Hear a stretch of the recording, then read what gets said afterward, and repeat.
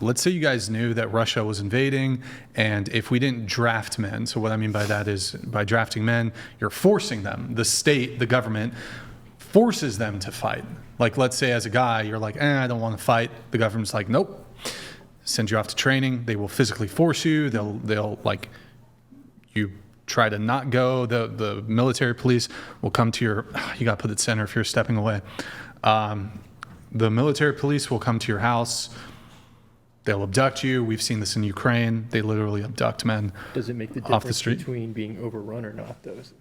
To introduce that. Yeah, that's what I was going to go to is if you force men against their will to go and fight, that is the determining factor in preventing, say, Russia from invading. And let's say this is like a really nasty version of Russia in some like alternate universe where they're going to kill all the men anyways, and then they're going to like take all the women as war brides and basically essay them. This is obviously something that has actually happened historically in various wars. So would you guys be advocates for forcing men under these circumstances to fight? Someone has to do it. There's no, you have to choose. It's either going to be the men or who else is it going to be? So, right. But so we now have established that men have a duty to do this, right? What duties can the state compel women to do? To help in, there's other positions, right? In the war. You said you were actually, I think maybe you two were the only, I think you're the only one who answered this correctly. Women's duty is to have children. Are they though? No.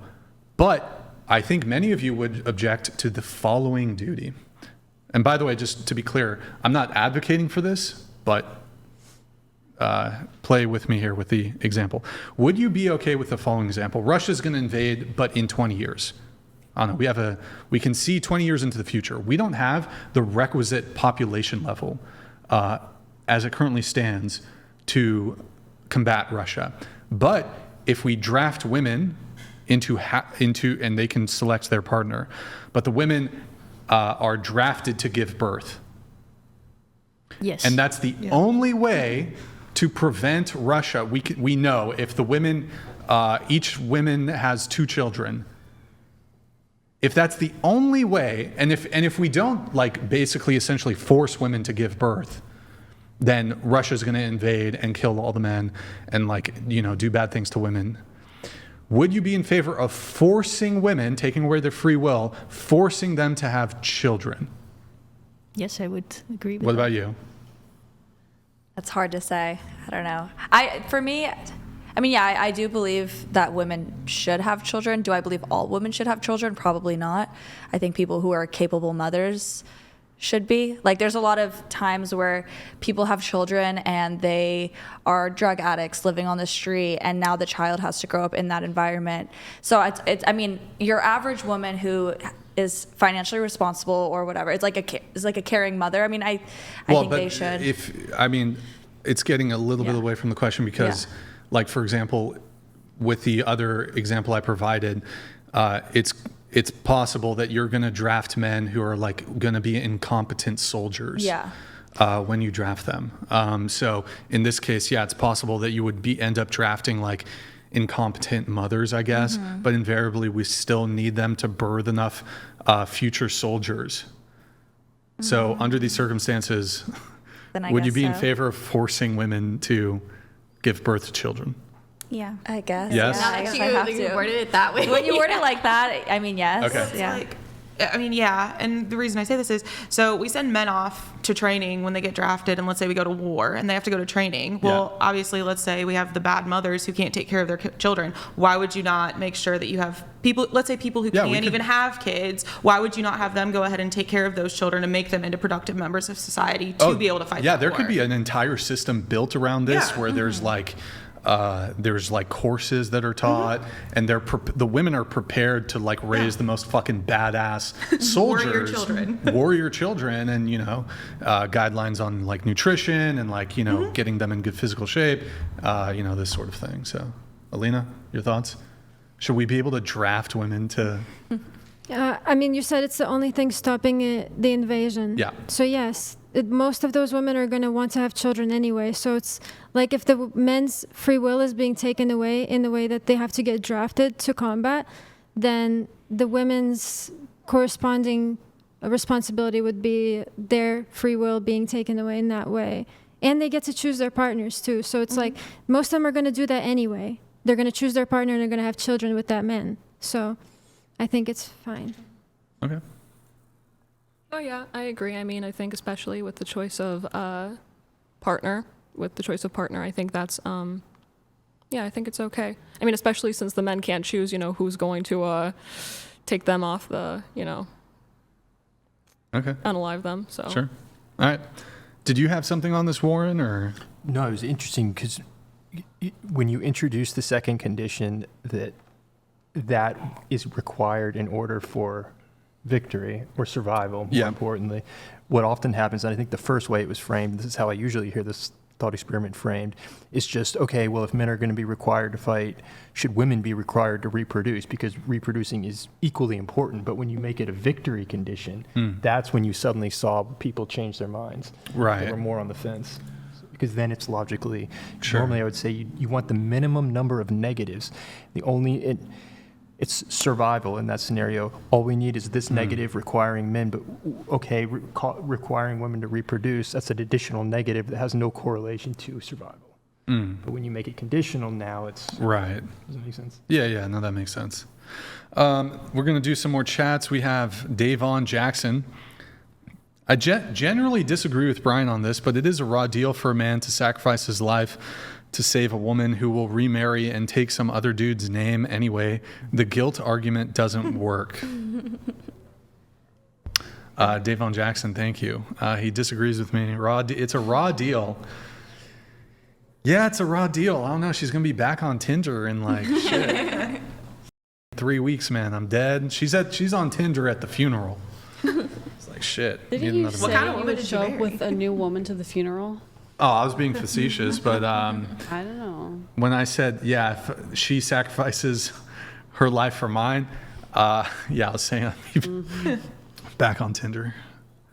I don't use dating apps, but as a joke. Okay, we have D's Nates. Is it a woman's duty to provide her husband sex even if they're arguing? If no, I work a 9-to-5 job to support her with my body. So when we are arguing, can I stop supporting her financially? The fuck? what? That's an interesting one, D's Nates. That's an interesting. Anybody gonna If it's bite on that or? consensual, sure. Yeah. I think it's kind of toxic. weird. Yeah, I feel like that's bordering on the toxicity and consent, like the line of it being consensual. Yeah. I think it's toxic to stop doing something that you've been doing consistently just because you're arguing. Like if you're arguing, you should figure it out, not say, I'm going to stop doing this for you that I've been doing all this time. Yeah, but I think he's asking if he's still entitled to having sex with her. If they're arguing. Entitled? I don't think anyone's entitled to anything. I wonder if, but like, should there be a scenario where, like what if the I don't know where I'm going with this. Like, you would all agree though that if a woman stopped having sex with her husband, like that totally is green light for him to end the relationship. I think Yeah. so. Like Well, if how long she's are just we talking for? Because if it's like you guys are in an argument, eventually you're going to work through that argument. But if it's like Yeah. an infinite thing and she's just cutting it off completely, well, then I don't think that's fair. Assuming there's like no reason, like no health reason or whatever. Sure. Yeah. I mean, I think like this could apply on both ends. Like maybe the guy's sick or she's sick and neither person wants to have sex. I think that's totally fine. And I think either partner should respect the other partner in that situation. But it's like, I don't think it would be a surprise, like if a wife stopped having sex with her husband, that he would either divorce her or it could just like introduce, I mean, he should probably dump her, but it would just introduce infidelity. He might just start cheating on her. Like, would you blame somebody if they're just like, I'm just not having sex with you anymore? It depends I mean, on you how should much break love up, her. but like, or I don't know.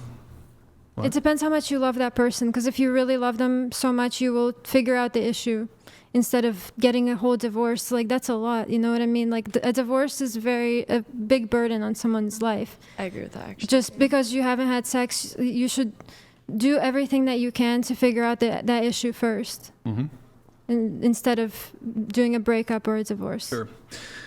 We have a super chat here from Lucas. Here's a twist to the hypothetical. What if the husband makes 7 figures per year?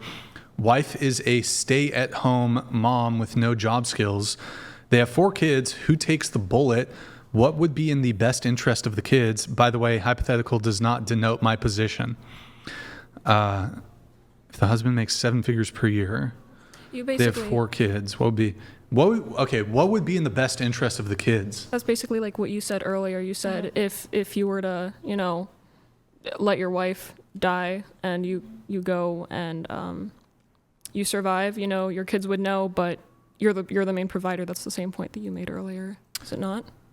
Yeah, sort of. I mean, I think my thoughts on this, he says if you have 4 kids, so what if the kids are all between the ages of like 7 and 12?